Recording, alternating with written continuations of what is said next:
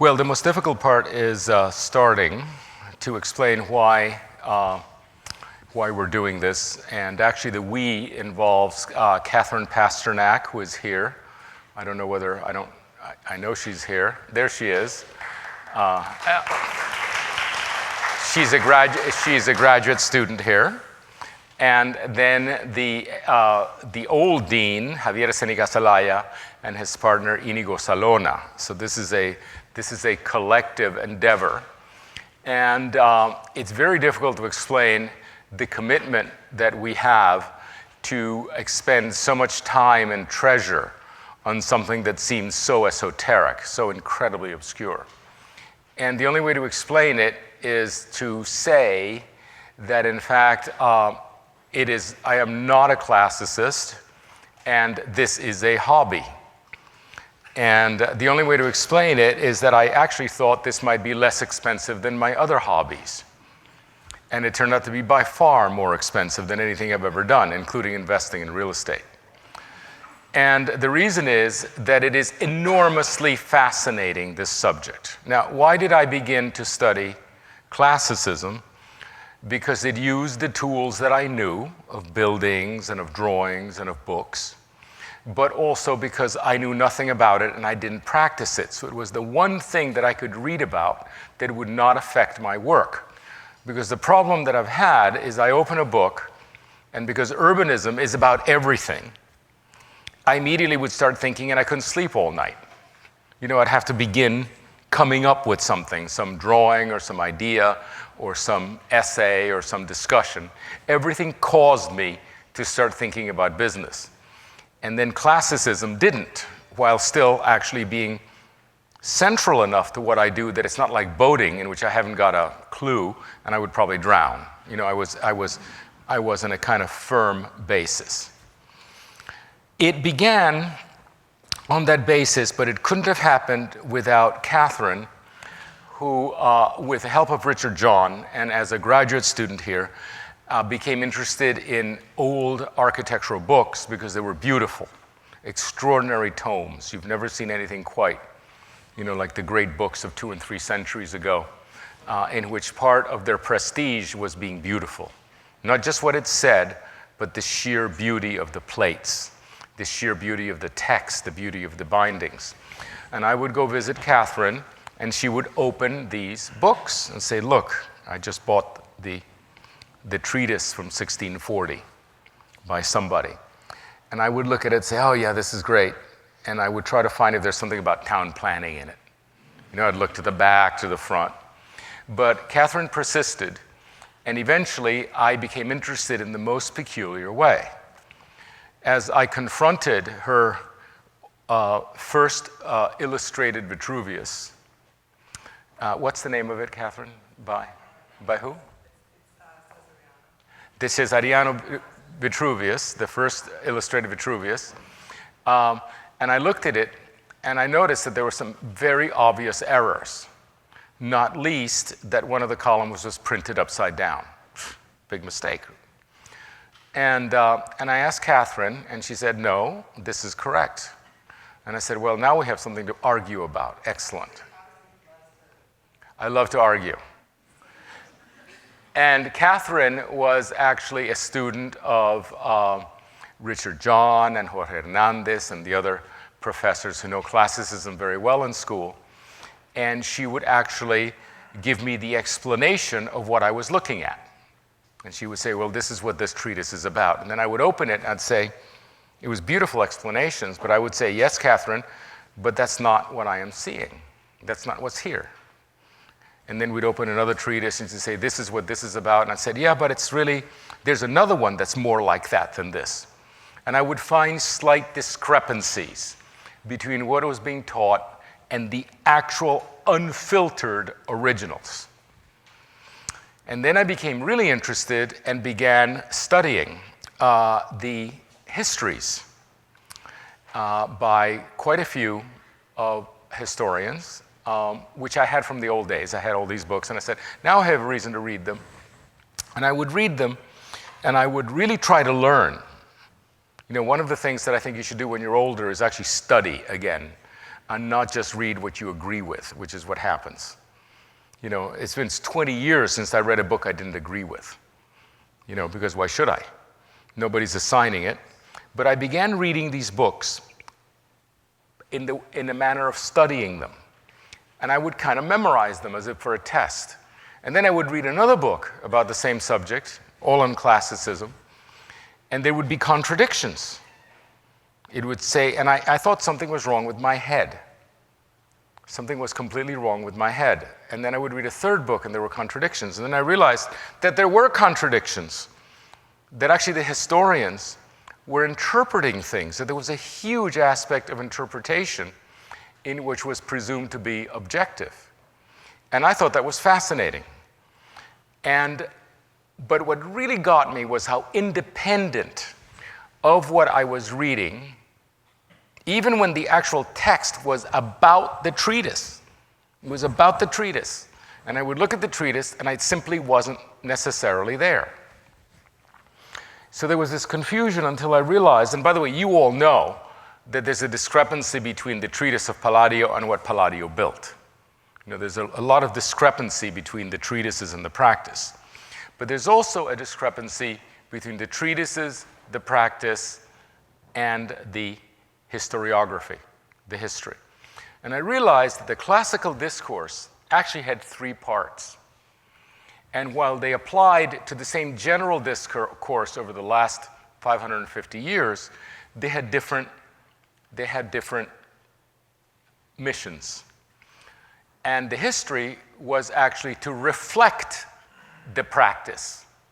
But the treatise was to deflect the practice, was to actually take the practice of classicism and turn it to a new way. And so they were very, very selective about what they chose to show or not show and how they chose to present it. And of course, that tension between the three was extraordinary.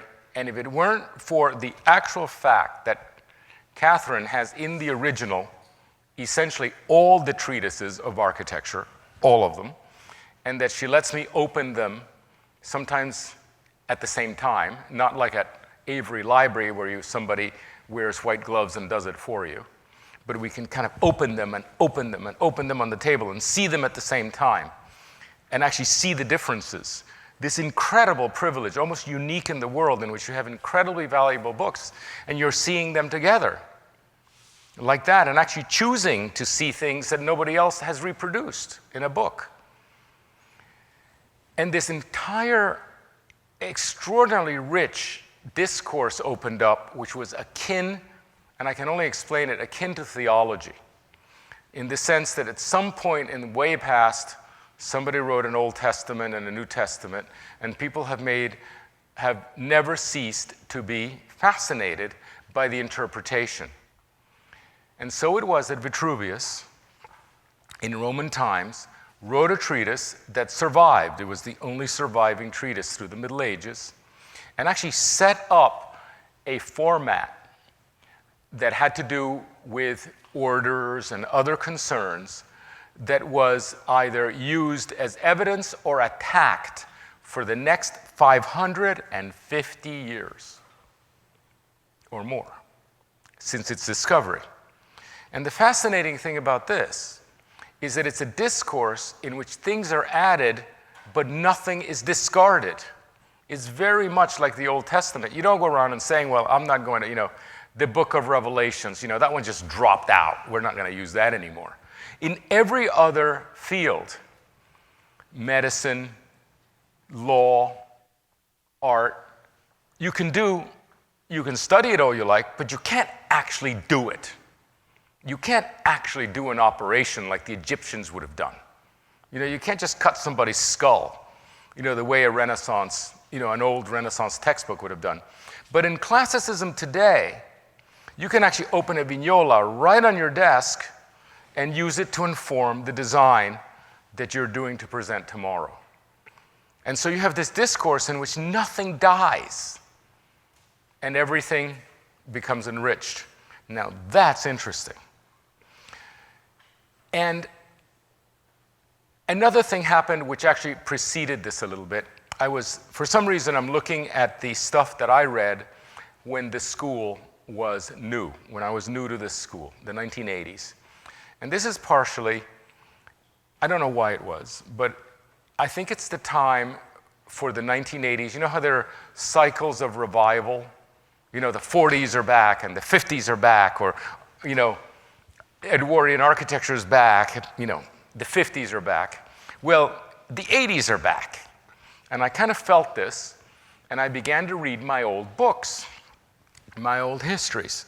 And as I read them, something came through, which is whether you were for or against traditional architecture, classical architecture, it was a given that the next period was going to be traditional architecture. Now, some people wrote regretting it. It's really too bad that it has come to this, that we will now do the Beaux-Arts again. It's really too bad that it has come to this, that modernism is over. And you read this and you say, everybody was convinced that modernism was over. It's just implied in everything you read, and yet it didn't happen. It didn't happen. Modernism was not over. Modernism resurged, and actually classicism, which was absolutely dominant, actually receded. And one of the ways you can tell that it was dominant is that the great competitions of the late 80s, like for the Federal Triangle or for the area around Covent Garden, was actually done by teams of 8 and 10 classical offices, including Skidmore, and Merrill, like all the great offices, and they were all straight classical. It was simply what you did. And then something happened, and modernism resurged with this incredible creativity that it has now. And what happened is that classicism has been very much on the retreat everywhere. School after school, program after program has closed. Many classical architects have converted to modernism. You know, people are using, even the dyed-in-the-wool classicists like Alan Greenberg or Scott Merrill, they now have a modernist mode. Gary Justice, a lot of people we know have a modernist mode. And classicism is on the retreat and has been on the retreat. Now, I began to be fascinated by that, and I began to actually do diagrams. I began to take notes because I was so confused. And I began to take notes, and I began to discern certain patterns that I call drifts and recalls to order. That over the history of architecture after Rome, there was a very orderly system which was classical, and then it would drift into the Middle Ages, and then the Renaissance would recall it to order, and then it would drift to Baroque, Rococo, and Mannerism, and then it would drift back into Neoclassicism, and then it would drift away into Eclecticism, and it would be recalled to order. And that the role of classicism throughout the history of architecture has been to recall architecture to order after a period of dissipation.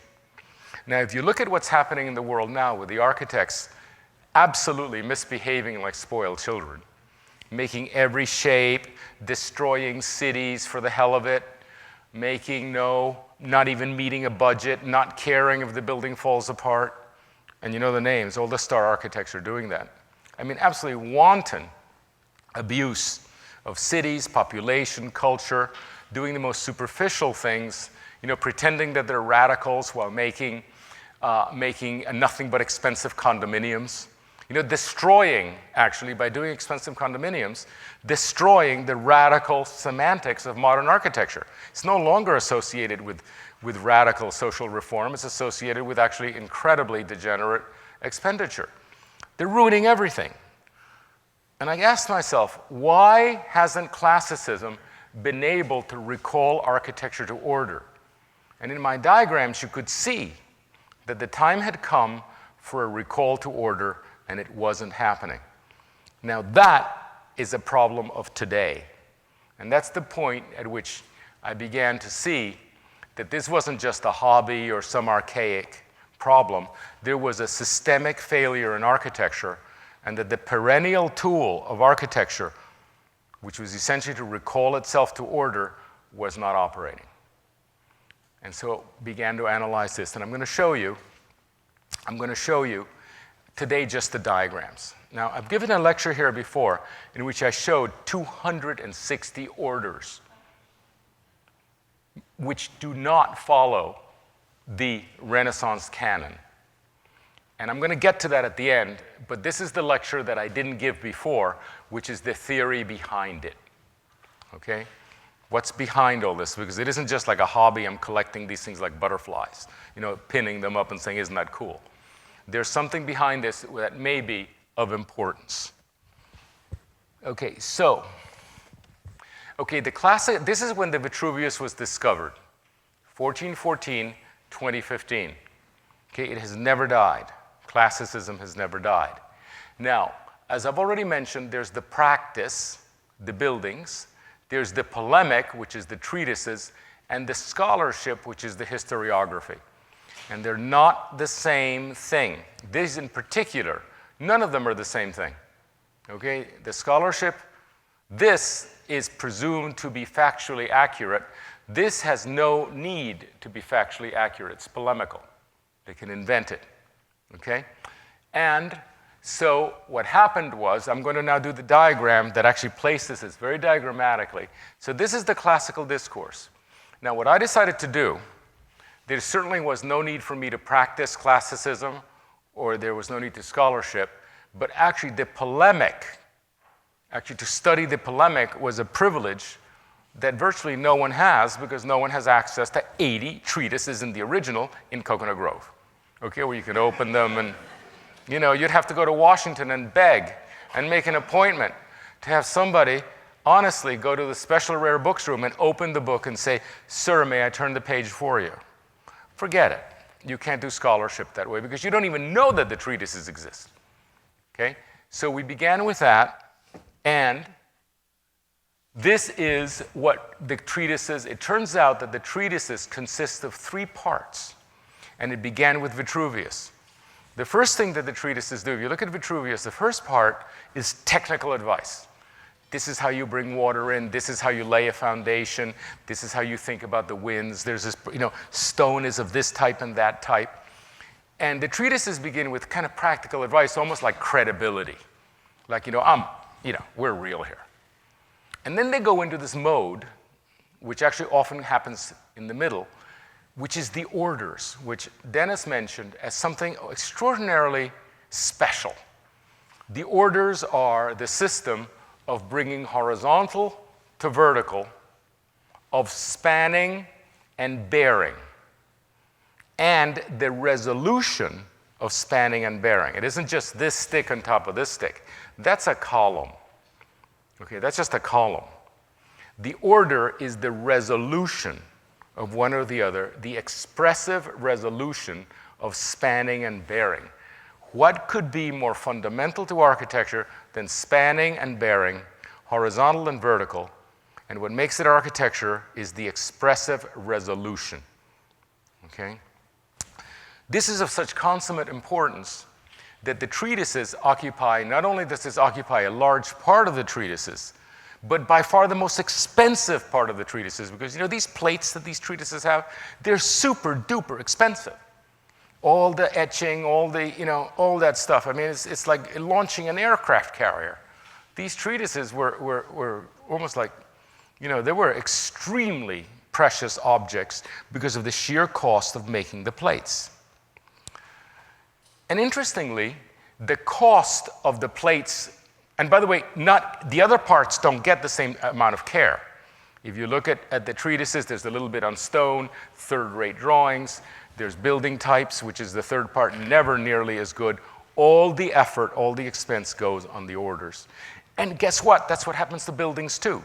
The buildings are basically fabric, a lot of stone, a little trim here and there, but the budget goes, to the portico.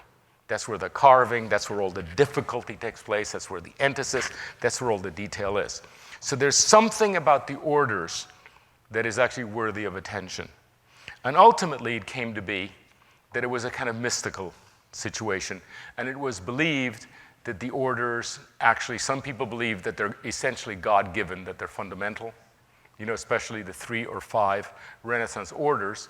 But they also have come to believe that they have permanent meaning. And they have even come to believe that the order, the system of orders, will actually deeply affect the design of your building. That actually, once you select the orders and you understand them properly, that the deep structure of your building will actually ensue from the application of the orders. And furthermore, that actually the deep structure of your building will be expressed by the orders. So not only are the orders a design device that go deep into the building, but it's actually the record for the passerby of what the building is about. So it has this fantastic mix. And then the third part is the building types. And Vitruvius and Palladio and everybody, then they have building types at the end. They have building types at the end and say this is how it gets applied. But I have to say, this spirit is never in the building, with some exceptions like Durand. The spirit really isn't in the building type or in the technical. All the energy's in the orders. And then another thing happens as you go through the treatises, that the technical advice drops out. At some point, Roman brick disappears, and you begin building in other ways. And steel begins to appear, and so forth, you see. So there's nothing permanent about the technical advice, and actually there's nothing permanent about the building types. You know, the basilicas, the baths, they drop out, and you start getting the railway stations. So you have this very interesting thing in which the only thing that's permanent is actually the doctrine of the orders. So if you're going to study classicism in a continuous 550-year discourse, and I mean scientifically, in depth, the only thing that is permanent is actually the orders. And that will give you an insight as to what the fundamental thinking was. And I'm thinking really about laboratory conditions, petri dishes, in which there's a constant, and you're only studying exactly what this bacillus does under different circumstances. So it's an extremely focused and scientific research. Okay, and then what comes up is the tension between the orthodox doctrine and the heterodox insurgencies. And the back and forth and the back and forth and the tension over the 550 years are people who are saying we must actually do this because Vitruvius or Palladio say it, and others who say, wait, no, that's not the case. It's actually not the case. Let's go measure the stuff. It's really not like that. What are the Turks doing? That's really cool. You know, how do we, all this insurgency is back and forth and back and forth. And people used to actually have enormous fights and lose friendships and not become members of the French Academy and spend hundreds of thousands of dollars in new treatises to prove things that to us are barely discernible. This was of desperate importance. And it is all manifested in the orders. In other words, you can really see it by instead of a very broad analysis of architecture, what this intends to do is a very deep analysis of architecture. And what comes up is really fascinating and tracks culture, Western culture, perfectly. Okay. Now, this is the diagram which has now been made very elegant.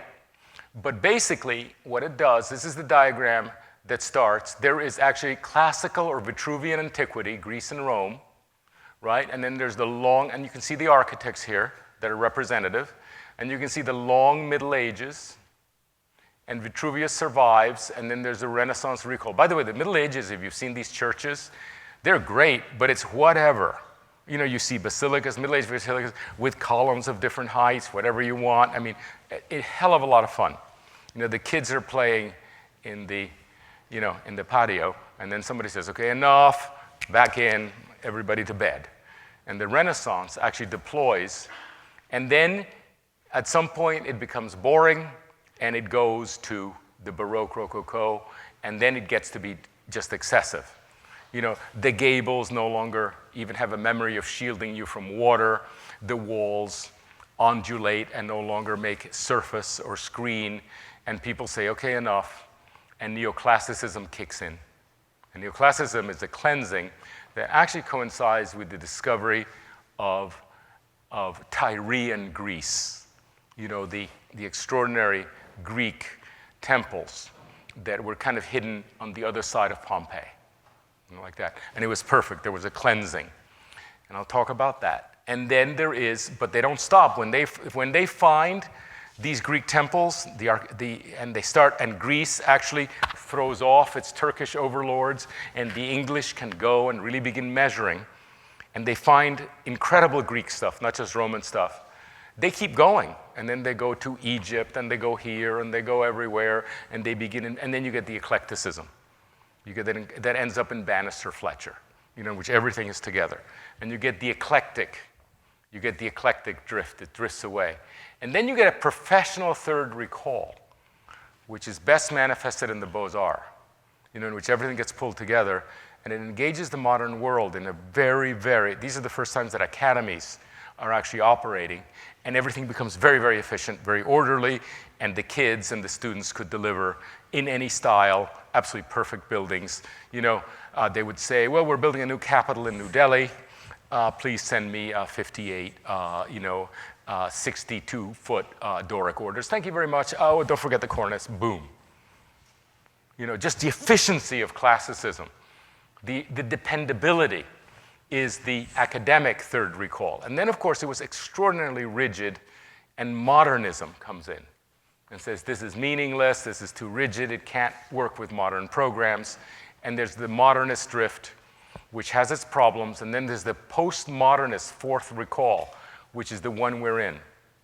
And this is the one that, in fact, is ineffective. This is the first ineffective recall, because modernism absolutely survives. Unlike these recalls really pull in the stuff.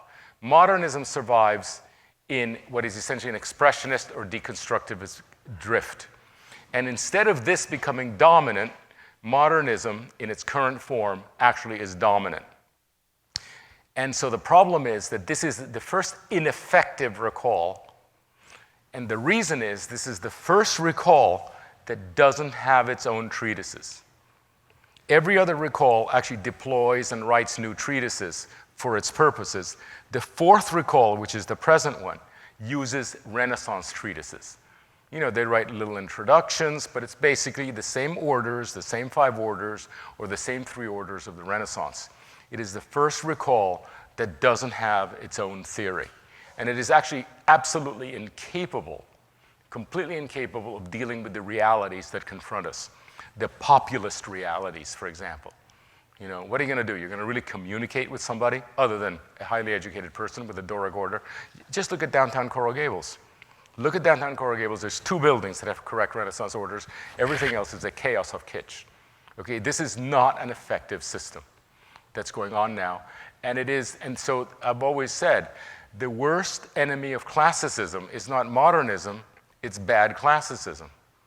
Well, if classicism is so difficult and so inadequate to current needs, that 98% of the buildings in Coral Gables are lousy classicism, that is an intolerable win-loss ratio. It's just not operating. And so what needs to happen is a fifth recall, which is the populist or heterodox fifth recall.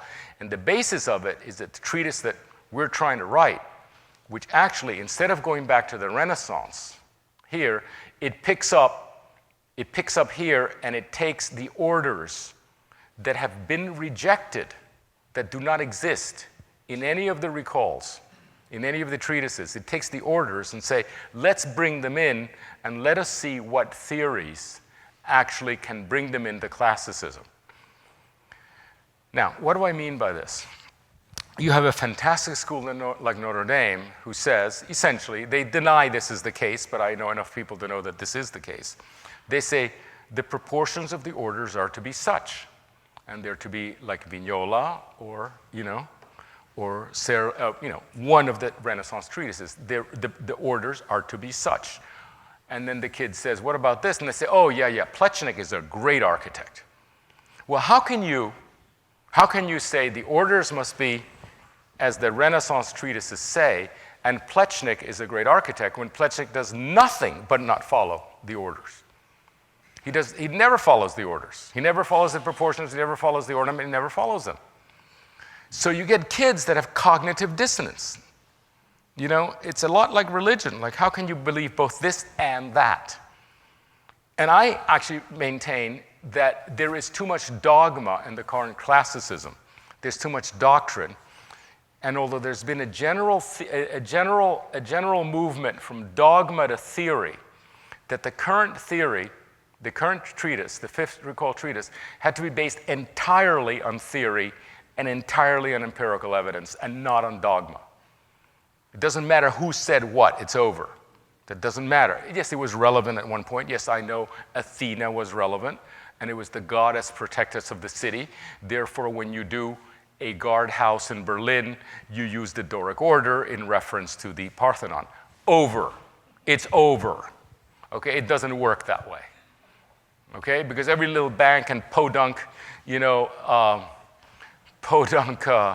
investor in a clinic has a Doric order and it has nothing to do with Athena, all over Coco Plum. I mean, it's a disaster. Okay, we have a cognitive disaster, and I maintain that if we do not clean up the intellectual basis of classicism, we will not attract the best minds and the best talents. They will actually be drawn to other fields that actually have essentially more intellectual integrity. You cannot have it both ways. And so the endeavor here is to select the orders that act, and I'll get to that, but let me just say this. So we looked at 100 treatises, of which 60 were substantially different. And we put them in order. Here they are. These are the dates, and these are the names of the treatises. And look at what happens. It's very interesting. Italian. They tend to be first Italian, then they tend to be French, then they tend to be English, okay, then they tend to be British, then German, then American. Now, I showed this in Notre Dame. For me, it was the simplest thing in the world. There's nothing to this diagram, except to know that as you list them, it goes from Italy to France to German to British to German to American. Look at the weight. I mean, this is statistically significant. I showed this in Notre Dame on a kind of, an early version, kind of on the side, and this had never seen anything so fascinating. Wow! And I said, but this is like the first thing you do. So we did a whole series of these diagrams, and it turns out that one of the things that happens is not only national character, but actually national pride that is going on. It absolutely tracks the ascendancy of the cultures, the writing of the treatises. So we did a lot of diagrams like these that were originally just notes for ourselves that we've made. And I'm going to show you about 20 of these treatises, of the 60 that are absolutely significant. But I'm also going to actually begin showing you some of the theories that actually are being proposed. And there isn't a single theory. The Fifth Recall doesn't have a single theory. It has 5 theories. And the theories, one of them, which is by far the most powerful, is a linguistic theory. It's the theory of classicism as language. And people write about it. Summerson writes about it. There are different tropes, there are different ways to explain classicism. There are biological analogies, but actually the most common is that it's a language. So I looked at this. This is from Serlio. This is an illustration that is actually, by the way, Vitruvius was not illustrated. That was a blessing, because what happens is there's enough actually that's left open that he actually inaugurates the discourse, and the discourse is the argument. The fact that Vitruvius did not illustrate was key. And if he did illustrate, it didn't survive. Okay? But he does describe 3 theatrical scenes. Okay? And one of them is, the one on the left, and this is something you should all know, is called, I'm going to read it out. Okay? This is Vitruvius, translation by Morgan, 1912. There are 3 kinds of scenes. One called the tragic, the second the comic, the third the satiric. Their decorations are different and unlike each other in scheme. Tragic scenes are delineated with columns, pediments, statues, and other objects suited to kings over here, right? Suited to kings, okay? Comic scenes exhibit private dwellings with balconies and views representing rows of windows after the manner of ordinary dwellings. Okay, it's the vernacular. Here, and then here it says, Satiric scenes are decorated with trees, caverns, mountains, and other rustic objects delineated in landscape style. Okay? Now, this is an enormously important object, and it's always been interpreted as that Vitruvius actually meant that you do scenes this way. You don't do scenes this way. You can't do scenes. You can't change the scenes. And it's not so important what the scenes of the theater are. The thesis of the Fifth Recall is that actually he was speaking of language, but that the theory of linguistics did not exist, so he only had the theory of rhetoric. But if the theory of linguistics had existed, he would have written it in the way that we translate it in this treatise, which is like this. Okay?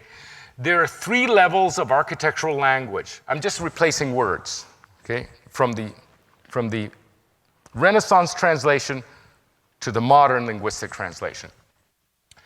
There are 3 levels of architectural language. The first may be called academic, the second idiomatic, and the third vernacular. They differ in their means of expression. The academic language is composed of correct orders, pediments, and ornaments aspiring to civic expression. You know, Vitruvius said kings, but we're talking about palaces, we're talking about civic expression. Okay? The idiomatic language, which is the center one, exhibits ordinary elements such as balconies and fenestrations subject to civil preference, you know, the private client and their idiosyncrasy. And then the vernacular language, which is the one on the right, involves popular and unrefined elements limited by circumstance. So what do we have here? We have actually the theory of language. Now, and by the way, these texts here are just extracted from here. So what do we have? I think I must remind you, the way that English is accepted, the way that English evolves, is through the process of the Oxford English Dictionary. And if you've ever seen an Oxford English Dictionary, what they do is they look through the literature of certified authors, people who really have a reputation as writers. You know, people like Tom Wolfe. And if Tom Wolfe uses a word, that word is then considered for acceptance into the Oxford English Dictionary. It is raised from the Oxford English Dictionary. But what Tom Wolfe does is he picks up that word from the vernacular. You know, he says, mau-mauing the flat catchers, which is the vernacular, you know, this is 60s. You know, like hoodie. You know, if, for example, Jim Kunstler talks about hoodies, okay, the Oxford English Dictionary doesn't say hoodies just because people in the hood are saying it. But if Kunstler writes it, and he's a published author and highly regarded, the OED brings it up. And by the way, if you look at the OED, it actually gives the reference from which it is taken. It's actually certified for the fact saying, you may not like the word hoodie, but here we have Hemingway using it, or Kunstler. And that's how a language evolves. Classicism does not have a mechanism for bringing the vernacular, the vigor of the vernacular, into the classical language, into the academy. But it really does, and it's right here in Vitruvius, right from the beginning. Okay? So there is a mechanism. And what the Heterodoxia does is it takes 260 orders that do not follow the Renaissance orders, but are nevertheless by very, very famous and highly published architects. Like, for example, if you look at Asplund right here, or if you look at Loos, or if you look at Plečnik, okay, and you say, well, this doesn't follow the description of Palladio in the Renaissance or Vignola, you can't really say, well, it's just a hick from Coral Gables. You can't say Plečnik was having a bad day. You can't say, there's no excuse. Plečnik knew exactly what he was doing, and he took something from the vernacular, and once Plečnik uses it, it is the task of classicism as in language to bring it up into the academic realm and to make it proper English, right? The vernacular is what feeds the vigor of the culture.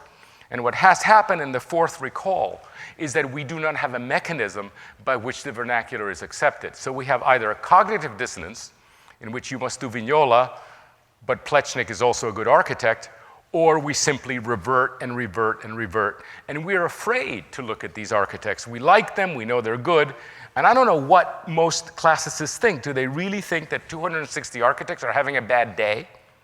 Not at all. What they were actually idiomatic architects. And so heterodoxia is about the idiomatic.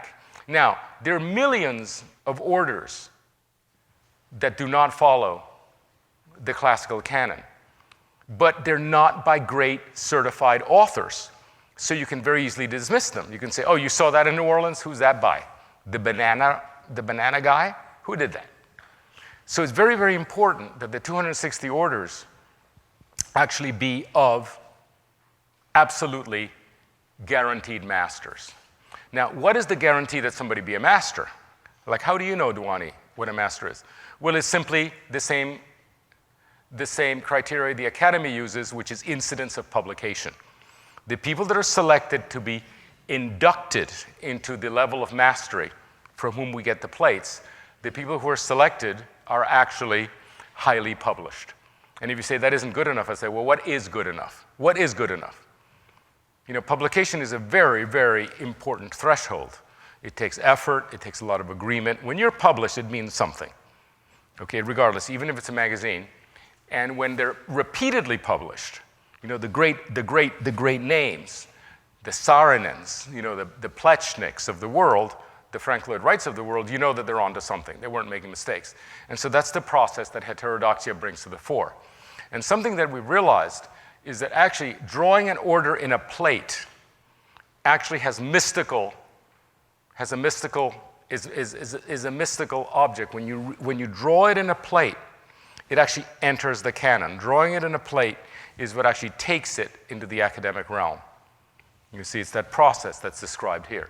And then we have column after column here that describes what the vernacular, you know, this is a tripartite. It begins with what Vitruvius says, you know, the tripartite description, and it just keeps on going for 4 pages.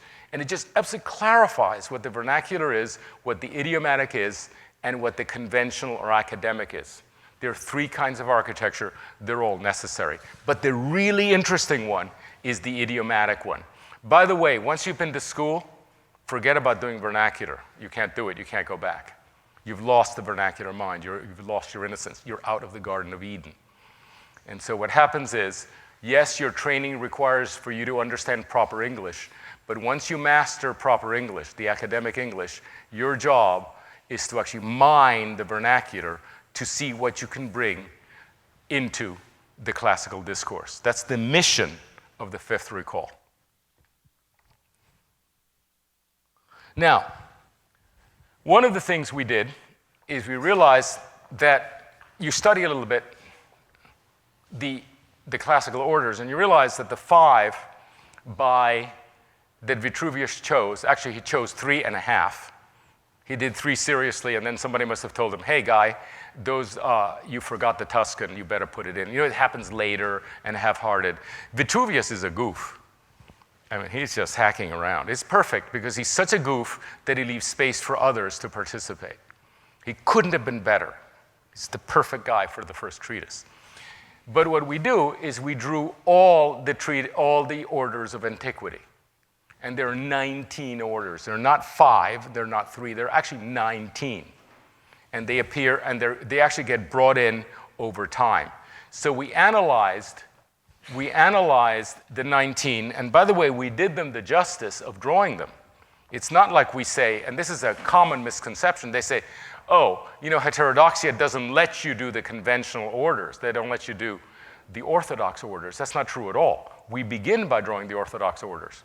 They're all drawn in their plates, okay? Now, they're very rational. They're not idiosyncratic.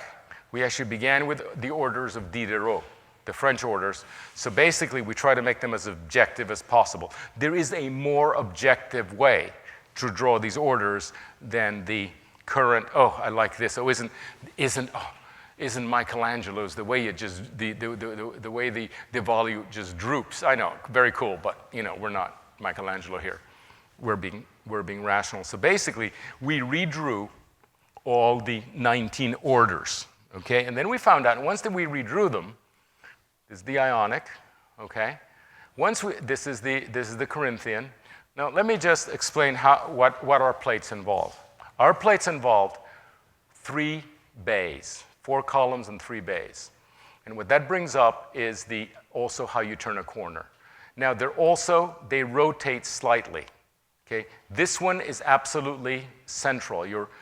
This one is drawn head-on, and then these rotate, because it's all very perceptual. When you're entering, you want to see the orders. As you approach the orders, they also rotate. Remember, it's not frontal. It's not frontal at all. As you approach a portico, they rotate. You have to see them rotated.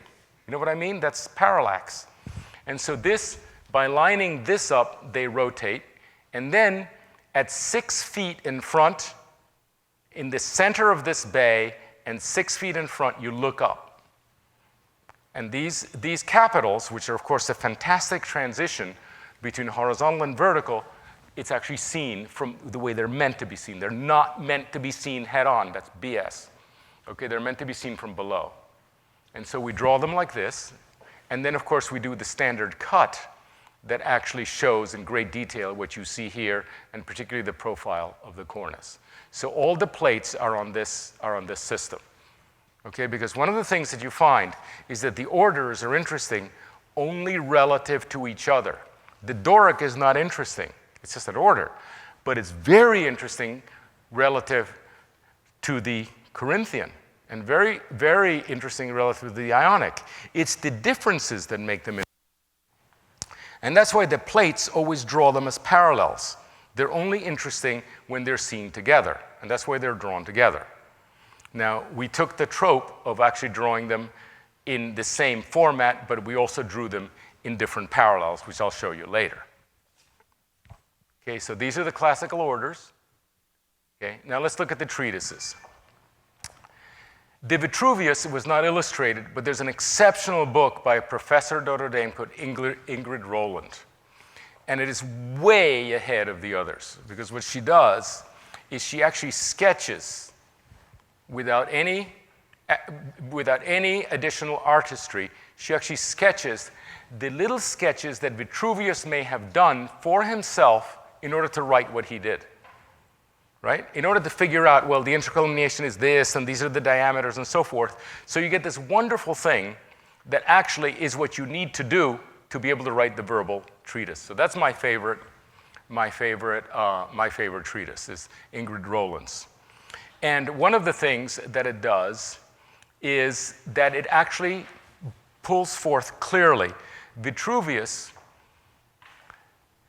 for example, had 4 or 5 entirely different ways to calculate intercolumniation, and 4 or 5 different proportions, or 2 or 3 different proportions. Like, for example, the proportion of the orders changes relative to the intercolumniation. If the intercolumniation is wider, the proportion changes. If it's bigger, scale of all things, the proportion changes. If you approach it from a diagonal, the proportion changes. It's amazing. Now, what does the Renaissance do? The Renaissance treatise is the proportion never changes. It's always identical and the same, regardless of the intercolumniation, regardless of the scale, etc., and even more amazingly, regardless of the size. You can have a Doric this size and a Doric 500 feet long, and it's exactly the same proportion. So this is where the tension emerges. The tension emerges because Vitruvius says one thing, and the Renaissance says something else, totally different. And Vitruvius, by the way, after giving you all the ways for circumstantial visual adjustment, then says, oh, by the way, and when you're done, check the real buildings to make sure they're okay, to make sure you're okay. It's completely empirical. And the Renaissance is completely dogmatic. There's only one way. And actually, the Renaissance treatises compete to be ever more dogmatic. They keep writing them. Okay, each one is ever more precise. 1/8 of a diameter, 1/16 of a diameter. Okay, they're just competing to be as rigid as possible. Now, why did they do that? They did that because that is what it took to overcome 1,000 years of the Middle Ages, to overcome 1,000 years of medieval dissipation. That's what it took. It took an absolute rigidity. It was the Inquisition perfectly. It was a completely religious platform that they used, and it worked. It was exactly right. But I can't tell you what an inadequate platform the Renaissance, the system of the first recall, is for the utter flexibility that we need today. The flexibility that we need today to deal with the 21st century is exactly the opposite of the rigidity of the Renaissance. And as I never cease to remind you, why are we operating off Renaissance treatises? It makes no sense at all, and that is the weakness of the fourth recall. Now, what the first volume of Heterodoxia consists of 2 pages. It consists of the cover of the book and then the parallel, where all the columns are drawn in comparison. For example, okay, this is Ariano. Now look at this. This is one of the very early ones. Look at that, what a hack session it is. Okay, it's not 3, it's not 5, it's 6. And then when capitals don't fit, there's capitals up here. The proportions are a joke. You know, the whole thing. This is one of the first treatises of the Renaissance, and obviously not good enough. But you begin to see that at least at the beginning, there was a great deal of flexibility. There was a great deal of expression. There were monsters. There were things to be done up here. Okay? So the Renaissance began this way. I'm showing you these chronologically. And then you have, this is the Barbaro. Now, the Barbaro is the first serious one.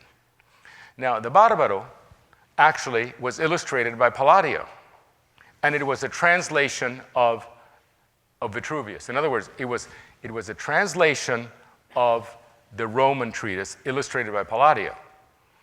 And what it does is it builds in the whatever aspect of Vitruvius. And then something interesting happens. Palladio then writes his own treatise. Why doesn't he just use the Barbaro? Wasn't this the tablets of Moses that survived in the desert? Why write your own treatise? And it's because for the Renaissance mentality and to do what had to be done, it was too loose. And so Palladio then writes his own treatise, which is extremely rigid. And these treatises inaugurate the Renaissance way of saying there's only one way to do things, which is the Orthodoxia. This is the Palladio, right? Absolutely orthodox. And then it gets followed by other people who outcompete each other. Vignola, etc. You see, and now you stabilize the five orders, and then they introduce new elements like the base, and then you begin to see that actually, see how these are all different stair steps, and 2 are the same, and 1 drops down, etc. This is one system that holds the diameter constant. If you hold the diameter constant, then it's all different. But notice that it's a kind of a hodgepodge. Despite the proportional system, it's a kind of hodgepodge, like that. See it? The same, down by different elements and so forth. And the treatises of the Italian Renaissance, actually, while they're very, very specific, are not elegantly systematic about the orders. And you get the Scamozzi. By the way, they all compete to be ever more precise about the proportions. Notice how this one holds the diameter steady, but look at the up-down stuff. It's really a bit scandalous. Okay? And then you get a phenomena, which is that France is ascendant. And you get the King of France, and he wants the power now, instead of these sort of essentially Italians hacking around with the small city-states. France becomes an empire, and they begin to bring French architects, Italian architects over, like Bernini, who was going to do the Louvre. And then eventually they say, no, it's not going to be Bernini, it's going to be French, it's going to be Perrault. And then Cardinal Mazarin, Colbert. Colbert actually does something that's extraordinary, and you can only see this in the treatises. Colbert sends a bunch of French scholars to Italy, almost like cruise missiles, to destroy and discredit the Italian treatises. He just sends one after the other. And this one, which is Frère de Chambray, measures all the existing buildings and the treatises by the Italian architects, see them, and does comparisons, see the comparisons, and proves that these impeccable God-given proportions don't coincide. Imagine, these people are telling you that it has to be exactly this, and they don't even coincide with each other? What's this Italian stuff? So this is the first cruise missile that gets sent to destroy The only thing this achieves, this very extensive treatise, is to destroy the prestige of the precision of Italy. Okay? And then there is another one. Okay? This is Perrault. Okay, now Perrault actually, just like Palladio, begins by translating a Vitruvius. He actually begins by translating Vitruvius. He says, let's go back, these Italian, by the way, I didn't show you the other cruise missiles that were sent, okay? To destroy the Italians. But Perrault translates Vitruvius, and actually it's the first guy that actually works out. You see this famous drawing here? This is a proportional analysis that actually shows how the proportions of the buildings, the height to width ratio of the columns, the height to width ratio actually become thicker as they get bigger. He actually discovers the mathematical system, that it's something that was alluded to very loosely by Vitruvius becomes mathematical. You see, it's the French rationalism. And then he draws the orders for the first time. He draws them the same height, not the same diameter, but the same height. So the same height is the same, and the diameters change. But look at this. The cornices don't make sense. However hard you try, it's not systematic. So Perrault, actually disappointed with Vitruvius, then writes his own treatise. And here it is, the Ordonnance. And look at this, look at the orders. Perfect stair step, perfect. Up, up, up, up, up, up, up, up, up, up, like that. Perfect stair step orders. He completely rationalizes and actually distances himself from the Italian hack session. That is both from the Renaissance and the thing. And France gets established as preeminent, and it becomes essentially the Academy of Europe. Okay? So you get this fantastic stuff happening, incredibly exciting in the classical discourses. Now Dago then goes to Rome and actually measures the actual ruins as if he had a laser. They've been laser measured since, and Dago is as accurate as the lasers. And what he proves is that Palladio was wrong. He measured them wrong. And furthermore, that Palladio is proposing isn't wrong. So that's the second destructive thing that was done to discredit the Italians. By the way, all funded by Colbert. And then you get Leroy, who actually goes to Greece, bypassing the whole. By the way, one of the things that must be understood is why did Palladio, everything that was happening in Venice and possibly in Southern Europe, was facing towards Constantinople. The culture, Christianity was exhausted, and everything was happening to the new capital to the west, Constantinople. If you look at the buildings of Venice, they're really Byzantine. Palladio, instead of following to Byzantium, and by the way, he knew about Byzantium, and you know what was happening in Byzantium? Barbaro, the brother of Barbaro, was a functionary in Istanbul. Remember, Barbaro was his co-writer, and guess who was the architect in Istanbul? Sinan, the most skillful, the greatest of all Muslim architects, was operating at the same time as Palladio. And Palladio, instead of looking to Istanbul, which is natural, which was developing the classical language to resolve all of its problems, instead of going to Istanbul, turns around and for the first time faces Rome. Gives his back to Istanbul and faces Rome. Why did he do that? I've never understood that.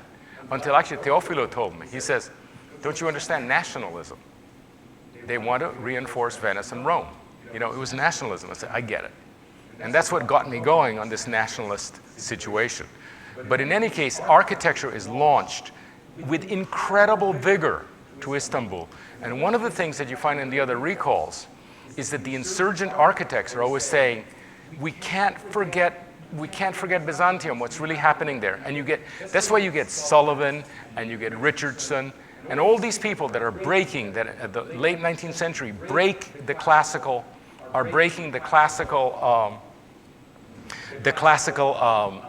orthodoxy.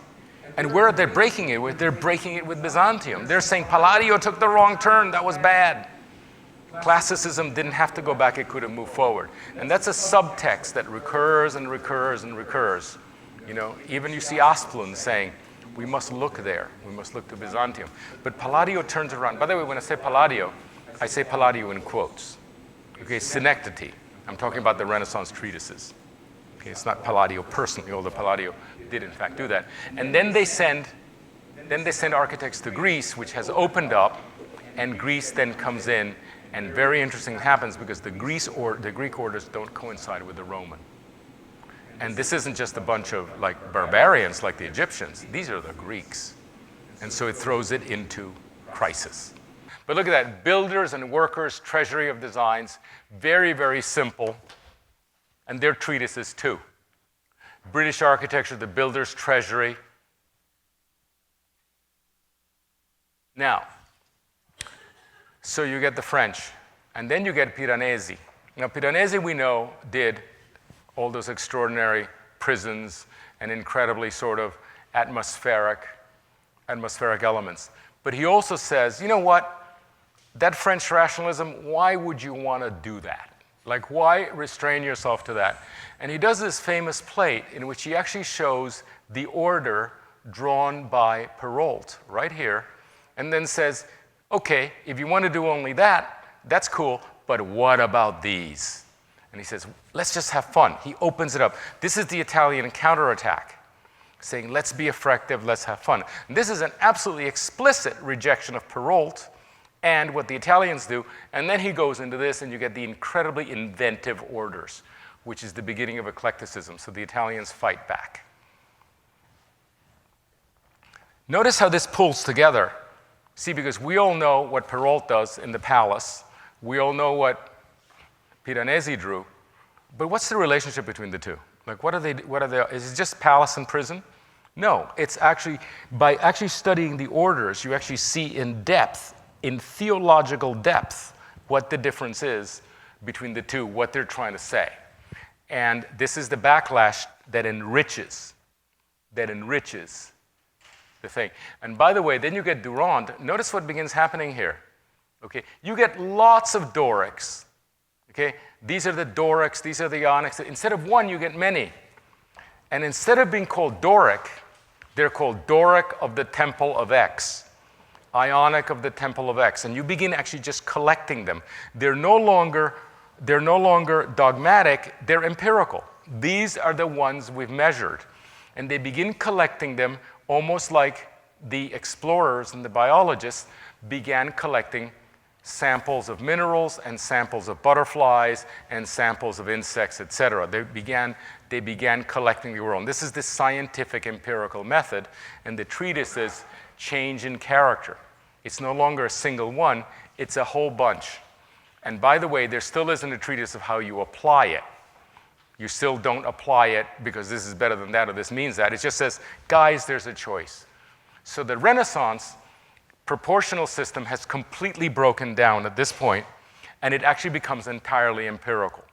That's what Durand does. And it's fantastic. It just keeps going and going and going, and they're very rich. Okay. And of course, the greatest of them is Normand, who actually just, look at how he collects them. He just collects them. These are like the drawers with the butterfly collections. Completely empirical, and the theory is gone. No one actually draws proportions any longer. The Renaissance is gone. Then something happens, which is they discover, and I might be missing the treatise. Okay, now notice that everything was based on proportion. If you look at the Renaissance orders, the 5 Orthodox orders, the ornament changes. Vignola does a little something, other people do a little corn cob, somebody else puts a little bucket with a putti on it, whatever. The ornament changes, but the proportion of the order is completely inviolate. It never changes. Even in the Baroque buildings, in which everything folds and everything goes in and everything twists like meringue, the orders are intact. The orders are what pulls it in. The proportions are always exact. Okay, that never changes. Because it really was considered essentially given by the ancients. And ancients, just imagine the tablets, the Moses, they were infused with religion. And then they discover Pompeii, and on the other side of Pompeii is Paestum. And they discover the Greek temples. And the Greek temples actually are completely different. The Greek temples don't have a variety of ornament. They have only one single formal system, but the proportions are all over the place. You get Greek Dorics that are this wide, and you get Greek Dorics that are like this, and you get Greek everywhere. Okay, what was this like to classicism? It was as if we believed that that life was based on carbon, as it is on Earth, and then we go to a different planet and we discover that there's another life based on ammonia. Like, oh my God. I mean, it's like there's another God, there's another biology, there's another system. And when the Greek orders were discovered and came in, there was a crisis because at first they were just, as I showed you with Normand, they were just placed. And then people like Schinkel actually began to say, what theory can we develop that actually would work? And Schinkel, in an unpublished text called the Lehrbuch, does sketches that begin to take it, see, from most rustic, if you follow these arches, he goes from rustic exquisitely, everyone is different, he goes from most rustic to most civic. Okay, this is a transect from most country-like in every way, the form, the finish, the way the stones are handled, to the most refined. And this is the unpublished treatise of Schinkel that actually gives you the reason to actually choose an order. Okay? And he goes like this. He just has plates like this. See how they become more elaborate? See how they become more elaborate? It's an amazing plate. And one of the things you find when you see Schinkel is you realize that modern classicism doesn't have a theory for the selection of the orders. Like, what does a kid do? Do I do Doric? Do I do Ionic? Now, you're not going to tell them, well, the Corinthian, that was the girl that had the basket on her head in the graveyard. Like, what? Like, what are you talking about? Or what about, but Athena was the defenders of the city. What? Who's Athena? Like, what are you talking about? And besides, that's gone. That's used everywhere. So we don't have we don't have a theory for the selection of the orders. And what you begin is having these highly intellectual treatises that actually deploy things like that urban to rural transect, which is both, not only is it urban to rural, which is the earlier one, but Schinkel also goes from least important to most important, or actually from, look at this. Look at the reproportioning, the amount of ornament and everything. And what you find is that the Renaissance presentation of the ornamental system of the three orders is totally random. Why does the Doric have a more elaborate cornice than the Corinthian? Like, what's up with that? Totally arbitrary selection. It has nothing to do. There is no system. And what Schinkel and the Germans do, and that's why they're ascendant, they actually bring in the system. They begin to systematize the orders. Now, Fourier, just to show you how far they go, Fourier actually, and this is a fabulous treatise, it actually takes the Greek orders, and I don't know how well you can see it, the orders of Paestum, and actually discovers that there is actually a system. And here you have all the temples, one behind each other, and all the orders, and he discovers that actually there is a system. But the basis of the selection, because remember, the ornament doesn't change, the basis of the selection is purely expressive. Okay, you don't have to remember which god it is. It's just some are actually more stolid and hold more weight, and some are more graceful. So actually, when you've lost the battle and you need to make an expiatory temple, boom, you do the heavy one. You lost that battle. Okay, penance. When you're actually going to have a party and the nymphs are going to dance, you do the vertical one. And what you find in actually the plates that we draw is exactly that expressive use. They actually tell you what they are. And in the other lecture, I actually show you the same year, two temples designed by Asplund, same year. One of them is the tomb, they're both Doric, one of them is the tomb of the Minister of Finance of Sweden. Talk about a drag.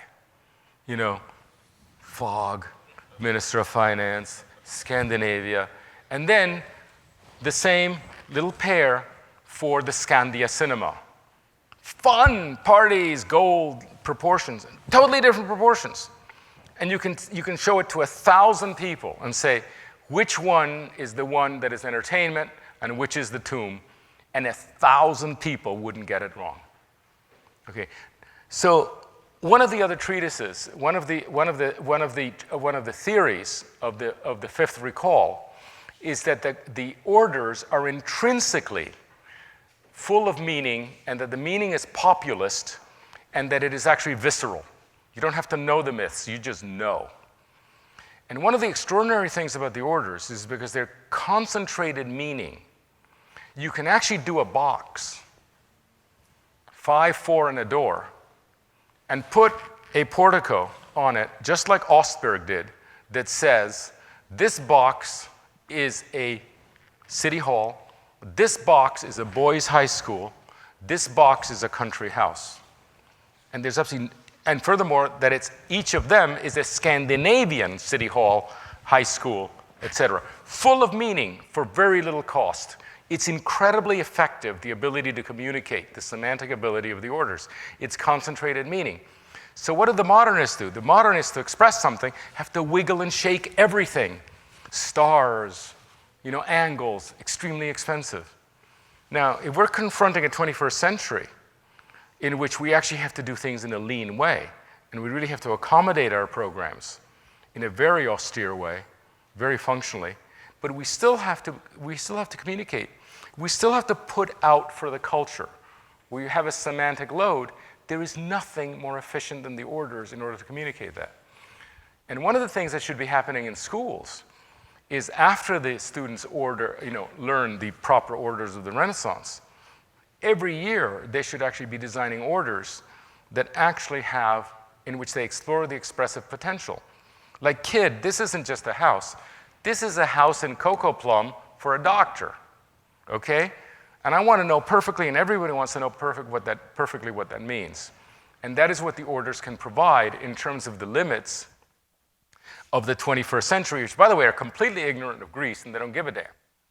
It has to be visceral. Notice these, okay, the eclectic ones.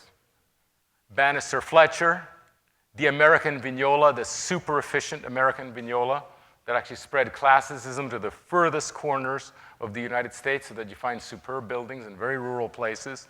This is part of the academic third recall. And then Gromor, which was the last of the French treatises. And notice, by the way, they no longer draw the orders with proportion. You have to look it up. You have to look up the numbers. This is much more drafting. It's almost like proto-computer. And then Shuto-Brown, which is the distance learning. And at this point, by the way, they begin absolutely to rationalize everything. These are the Greek orders, these are the Roman orders, and you get the details so you can basically trace them. You start getting details that are full scale, you can trace them to the working drawings. Talk about what computers are for. These should be built into all our CAD drawings, so you can immediately do it. And by the way, why do you think they invented CAD and three-dimensional printing? For classicism. It's the only thing you can prefabricate and have. You just put it in and have it printed, so you can get fantastic carving again with virtually no labor. The modernism doesn't need 3D printing. It's the ornament of classicism that does. It basically restores classicism to actually the preeminence of the inefficiency that it lost. And then look at Ramsey Sleeper. Now this is really interesting. Architectural graphic standards. Okay? Is that a treatise? Yes, of course it's a treatise. It has an attitude towards construction, towards building type, and towards the orders. Okay? But it's just like it's so different from the old treatises. It is so efficient, it is so professional that we don't think of it as a treatise. But it has the exact format of the Vitruvius. And you go on, and here is a fantastic treatise by Hess, which is from the 1930s, and it has the classical made out of stone, and lo and behold, it has the order in steel and the order in concrete and in steel. Okay, so there's stone, which is very similar to the Renaissance, and then steel and concrete, and it has different tectonic principles. They're not the same. You cannot actually go around building out of wood or building out of concrete something that was designed to be built in stone, that has the height-width ratio and actually the spanning ability, the lithic ability of stone. It's completely out of date. And so you get these fantastic treatises that have that. And then there's also the peasant treatises. This is a fantastic one that are now more and more local. in which Rotier actually does the architecture of Ibiza. And the pattern books that, for example, Steve Mouzon does for the Bahamas and everything, they too are treatises. But they're very, very localized now because it's much less important to be universal and much more important to be local. It's not the architecture of time, it's the architecture of place. And so the books of Steve Mouzon, one after the other, the pattern book of celebration actually has this. In fact, now, what's the problem? Here's Robert Adam. This is a treatise of the fourth recall. This is the best of the treatises of the current recall, right? Rewritten completely by Robert Adam. What does he do? This is a current treatise. It's all Renaissance. It's as if nothing had happened. He says, well, now let's just go back to the Renaissance and bring it forth so that we can all do it correctly. You know, for me, that's a huge problem. And it shows you why the fourth recall is unable to capture territory which is there for the taking. And that territory is what now gets built as kitsch. All the McMansions and all the stuff that don't want to be modern are nevertheless, could be classical buildings if we had a classicism that responded to the limited circumstances of the American building culture. But everybody's completely uninterested. They're all interested in going back to the Renaissance, and so they can only work for the most expensive clients imaginable. Rocco, you know, another person that's rationalizing. These are fantastic Italian treatises that are rationalizing and giving you the choice on the Greek and Roman orders. The Celebration Pattern Book is a treatise. It has actually the orders for each of the styles that they decide. And then you have Rowland's. This is the one I showed you earlier, which is actually the true Vitruvian. But look at this. Okay, guess what happens? This is very telling. Thomas Gordon Smith translates Vitruvius, right? And remember, Vitruvius is loosey-goosey. Lots of different orders, lots of circumstantial adjustments, you know? Guess what he does? He removes all that and makes a completely rational Vitruvius with only 3 orders and only one way to build each. It's not a Vitruvius at all. This is a Renaissance treatise. But you can see the blinders that are being applied. You know, they look at Vitruvius with all the richness that actually he's proposing, all the open-minded empirical analysis, and somehow they say, let me surreptitiously clean up this mess so that I can bring it back to the Renaissance. And I absolutely maintain that it is not the Renaissance, it is the lens of the Renaissance that is preventing the classical recall from being effective and has prevented it from being effective. Marianne Cusato, you know, who's here in Miami, Get Your House Right. This is like a British builder's companion. You know, she tells you exactly how to get it right and get it wrong. Leon Creer. Now, Leon Creer is very interesting because actually he takes on Schinkel. And he says, and he makes the difference very clearly between private and civic, right? And he discusses scale, how you should actually scale up and scale down. And then he has a rustic to urban declension. And for example, this is an Ionic in the most rustic state, which of course is wood, and then this is primitive stone carving, and then perfect stone carving. And you can see that Creer systematically takes his buildings, and you know by the use of the orders whether they're private or they're civic, and whether they're in the country or they're in the city. And it's right in front of you, just like that. And this, for example, is really a viable treatise for today. And look at the Creer, look at his, by the way, I also, to go deeper, as I said that I always take, in these treatises, I always take the plate, I always take the parallel. Then I go deeper by going to the Ionic. The Ionic has a great deal of variety, much more than the Doric and the Corinthian. So I go deeper even into the Ionic, and then you can see, for example, as an example of the many different ways that Creer does the Ionic. Look at them, one after the other. The expressive possibility, how can you actually tell a kid you must do the Ionic like this when you can do the Ionic like that? And these are just the rustic ones, made out of wood. Huge language. It's like trying to speak English with 3 words instead of having the full evolved language. Okay, so that's the end of that. And what we've done is we've taken the great architects that you see here on the wall, 260, like John Soane. By the way, they're very famous architects. Look at that. Like, how can you say John Soane is a great architect and then look at his orders, which are extracted from here, and say that this is obviously classical. He knew classicism perfectly. What the hell was he doing? What is the theory that explains this? Well, what he's doing is he's actually taking the Celtic vernacular, taking it through the idiosyncratic, and it's just us that actually has not accepted it into the academic, into the conventional. So the task of the fifth recall and of this treatise is to take these fantastic orders. In other words, this treatise is like the Oxford English Dictionary.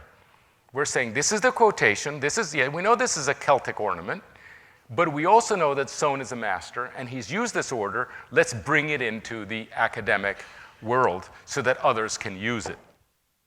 It's the old process. Look at Schinkel. How's that for an order? This is in the basement of Schloss Orianda. Look at that order. Now, that isn't by some hick. That's Schinkel. Like, has anybody ever noticed this? Of course, we've all looked at it, but we've never processed it. Okay, what about Hector Guimard? Is this not an order? And we found a whole number of diagonal orders. And actually, orders that express perfectly well that they're made out of iron. And joints that aren't stone on stone, but iron on iron. Again, expressive. And this is Frank Lloyd Wright. One of the things that we're trying to do is get one of the great strategic problems of the current classicism is that it has rejected a huge number of the most brilliant architects and saying they're not classicist, and now they're in the roster of the modernists. For example, Frank Lloyd Wright, do you really think that this is not a Greek Doric when everything hints of it? Everything hints about the Greek Doric. Okay? And yet we say, well, that's modernist. Well, the modernists, let me tell you, are not interested in this.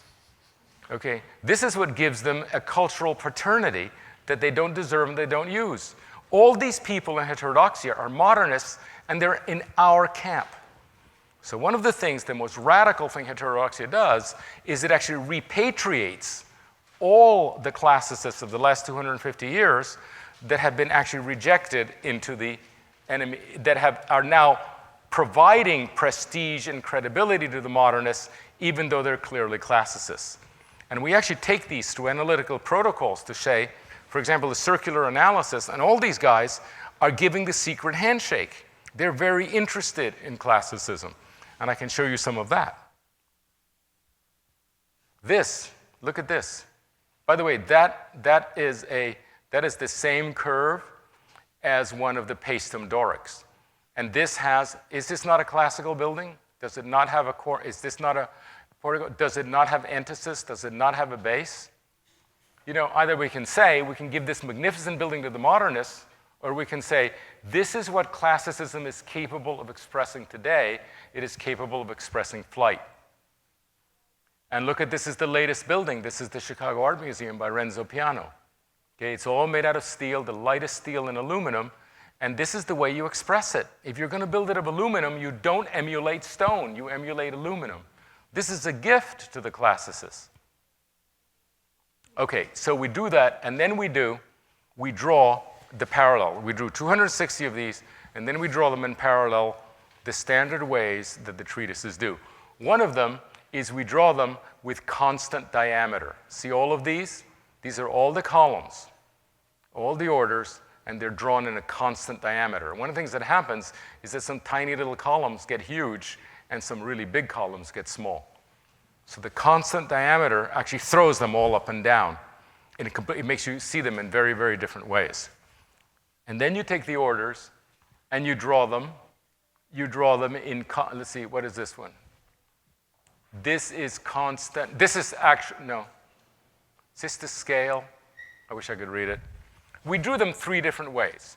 One is constant height. The other one is constant diameter. And the third is to actual building scale, which are the three systems used in the parallels. And they all take on different attributes. This is the one they're all drawn to the same height, all of them, like that. The last one was probably drawn to constant scale. Okay, now what's interesting about this? Let me explain what's interesting about this. Let me get a really good one. Okay. What's interesting about the classical language, the classical discourse, is that over 350 years, over 550 years, all these architects are dialoguing with each other. It's a conversation. Remember that now we have Peter Eisenman, and we have Rem Koolhaas, and we have Zaha Hadid. If you've ever seen them in a party, they're like this. Rem with his fans, Zaha with the people she liked, Peter Eisenman, trying to be remembered, facing three different ways. There is no dialogue. They're just different positions, okay?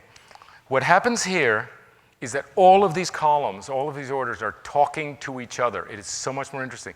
This is exactly reminiscent of the bar scene at Star Wars. Because it's not interesting that there's a tall guy with a purple head and a little green one with three eyeballs. That's not what's interesting. It's that they're talking to each other. It's the tall purple guy talking to the little green one. So what's fascinating about all these orders is that they're all expressing, they have the same interest, they all affect their building in deep structure or not, some decide not to, but they're very expressive and they all take or deny aspects of the original orders and make reference to them. Now, a very interesting thing happens.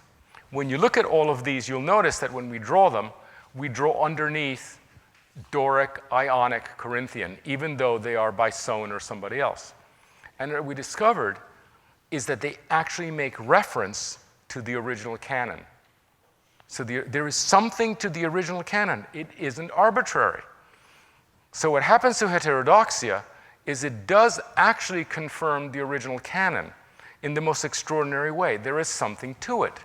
So we look at these, and after we've assigned them all the orders, we begin to look at what the canon was. By the way, the canon are the orders that actually are used as a reference. You may be doing something that's Doric, Ionic, Corinthian. Over here, these are the orders of antiquity. Essentially, Vitruvius has Doric, Ionic, Corinthian. The Renaissance has Tuscan, Doric, Ionic, Corinthian, composite. There's 5. They're not even the same set. They're different sets. Serlio introduces this, which is called a composite. And by the way, notice it doesn't have a name. Its real name is Roman, but he's embarrassed. He doesn't want to sort of, join it. He wants to make it of a different order. So these are the 2 originals, okay? So what do? Just from pure syntax, what we find, by looking at the 260 orders we drew, we realize that they make reference to 9 orders. And the 9 orders appear here. They're all from antiquity, and they are circular, they are frontal, and they're diagonal, right? Circular, frontal, diagonal, and they are compact, horizontally extended, or vertically extended. There are 9 orders in antiquity that do everything you need to do in order to actually resolve a situation in your building. And this gives you another criteria for selecting an order. You say, well, I have a problem. I have, for example, an echeloning of columns. Where we have these planes very tightly. I can't do that with an Ionic, because the little scrolls would just be swallowed. What I need is a diagonal. I need a diagonal. By the way, this has a different name now. It's no longer. These all have different names. I mean, there's Doric, Ionic, Corinthian, but these have different. They're historical names. I need to choose this one. And here's something that is absolutely clear. When you have a very long, thin column, you can't have a very shallow little capital. It looks ridiculous. It looks like you put a lifesaver on top. Right? It's a little grommet sitting on top. You need something that extends, that is vertically extended. So this one is available. You get one of these 3 that are available. And so here you have a situation in which you actually have a second theory for the selection of the orders, which is by syntax. What is my formal problem, and how do I resolve it? For example, the piano drawing. the piano drawing, which is such a tall aluminum column, or the one by Otto Wagner in the Post-Sparkassenamt, which is an aluminum order. He uses actually the Roman because he needs it. And so this analysis of 260 order reverts to this new canon of nine orders. And then there's another one, which is actually today, these days in science, you always have to have the theory of what is the most succinct explanation that actually explains a phenomena. And the 9 explains the phenomena very well, but there's another one, which is elements. One of the things you begin, when you draw the orders in a rational way, you actually begin to see it. For example, Diderot in the Encyclopédie, he actually, when he draws the orders, he uses the same component over and over again. And some people say it's not very beautiful, but boy, is it rational. And so we said, what are the numbers, what are the elements that create a number of orders? Which is the least number of elements that creates the maximum number of orders? So if you're into prefabrication, in some way, because you want to you literally want to prefabricate this stuff, and you want to assemble the orders, these 6 orders are made with very few components. And there's something to that. There's something to not having waste. Occam's razor. That is a modern treatise. So this might be yours. And then there's the urban to rural ones. And there are the Doric kind, the Ionic kind, the Corinthian kind. And if you take it to 19, they beautifully assemble from most rustic to most urban. Rustic to urban, rustic to urban. So you can actually have that as well.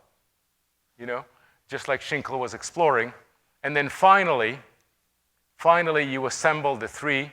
What are the orders required for a modern treatise, depending on the system that you want to deploy? So that it gives you a theory for the selection of the orders. And by the way, all of these are the orders of antiquity. So it confirms antiquity. It confirms the continuity. But this is a system that actually explains the 260 orders by the masters. You see? And so this is, in fact, the first treatise of the 5th recall. It's the first modern treatise that is not hearkening back to basically either classical antiquity or the Renaissance. And this is the canon of antiquity of Vitruvius. This is the canon of the Renaissance. This is the canon of the 1st recall, 2nd recall, 3rd recall, and the 5th recall. And these are the ones we need to have and know how to use. And then the other thing that we do is, because I don't make the claim lightly, I also explore the Islamic orders to actually show how it resolves every single syntactic problem of the Greco-Roman system. And by the way, it's full of problems of every kind: assembling, construction, leakage, delamination. Those Turks, they really solved it. And this is what Palladio, I actually think that this attitude of openness may actually have precluded modernism. Modernism would not have had to actually say, let's get rational, let's clean it up, let's be empirical, let's solve problems. It's an amazing system. So Palladio did the job for his time beautifully. He deflected 1,000 years of drift in the greatest recall to order of all. But he has nothing to do with our problems and what we need to do. And that's what all this evidence shows you. Okay, so that's the second, actually the 1st and 2nd volume. So